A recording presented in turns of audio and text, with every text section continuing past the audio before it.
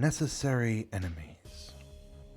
Los Angeles, 2010. Club Wicked, Hollywood. Shifting her way through the crowd that was as thick as a rave back in the Free States, it did nothing to improve her mood. The raves had never really been her scene. Too loud, too many people bumping and grinding against you or trying to start a fight when you were just there trying to get through a crowd of predators. While this crowd wasn't made up of kindred, there were still plenty of predators. Out for sex, drugs, or other cravings other than the blood. She supposed she should be grateful, though. A crowd like this made it convenient for going unseen. Pushing through to the center of the club, Maggie tugged down on the edge of her hoodie to obscure her features.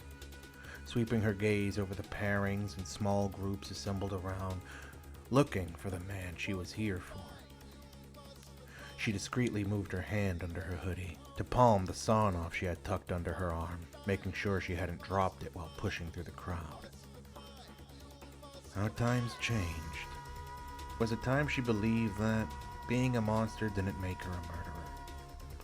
She hadn't realized it then, but there is a difference between a murderer and a killer. She had her reasons for doing this. Damn good ones.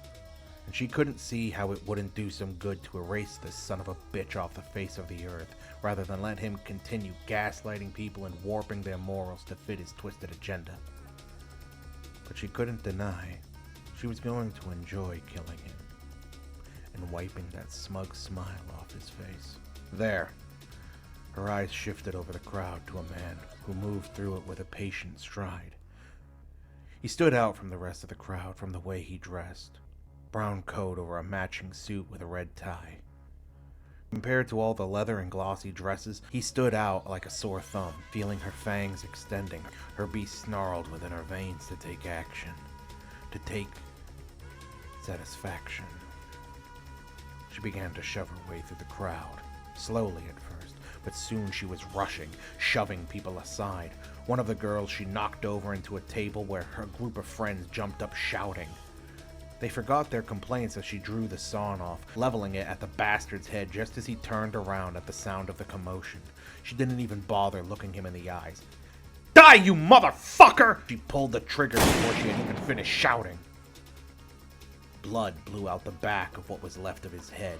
His face was blown off. Screams erupted from the crowd as they began to panic like animals, willing to trample each other, rushing for out the doors.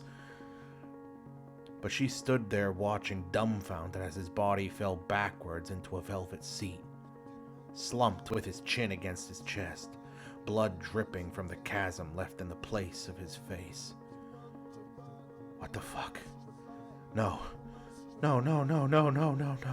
He wasn't turning to ash. He wasn't.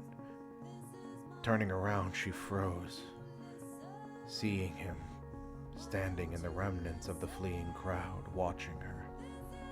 His blue eyes intensified by the changing colored lights, so they seemed to glow with a phosphorescent gleam. He was wearing leather and denim. He looked like every other guy here, every anarch he had destroyed or betrayed. The music cutting out, she heard him say just loud enough to come over the crowd. "Murderer." Feeling her world tilt, she clenched the sawn-off in her hand. Tempted to fire, she raised it, shouting, "Shut up!" He glanced to the crowd. She might hit them if she missed, or... Baring her fangs, she hissed at him and bolted out the back door. Standing in the same spot as he had been when Miss McGlynn had fled, Joshua looked out of the corner of his eye, upward towards the security camera, the only one that was on, that is. Then he strode forward, nodding to his doppelganger, who dropped their obfuscation. "Is something the matter, Mr. Warlow?" he asked quizzically as he rounded the room to stand at the same spot as where Miss McGlynn had stood when she had shot the hired actor. "Fine, Mr. Durham." Should I have the footage taken to Mr. Bass or Mr. Gerard? Warlow asked patiently. Joshua turned to look at him, then slowly shook his head. I will handle it. Thank you again, Mr. Warlow. Your help is deeply appreciated. But Miss McGlynn is someone else's responsibility to deal with. Warlow paused, his eyes narrowing momentarily in thought. You have no need to worry, Mr. Warlow. I am confident she will make the right decision, said Joshua. He knew Miss Casey well enough to say that with confidence. And if he were wrong, that's where the footage and another phone call to Mr. Warlow would come in.